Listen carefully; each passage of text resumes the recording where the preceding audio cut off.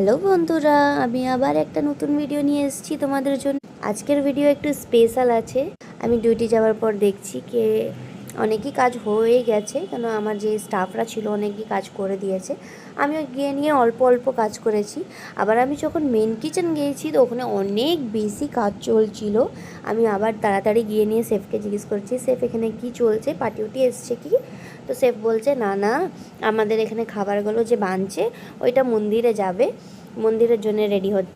শেফের কথাটা শুনে আমাকে অনেকই ভাল লাগলো, কি চলো আমরা এই কাজটা করতে পারছি, তাই না? আবার আমি দৌড়ে গেছি রেস্টুরেন্টে, অনেকই প্যাকিং ওকিং চলছিল, সবই স্টাফ হেল্প করছিল প্যাকিং করতে।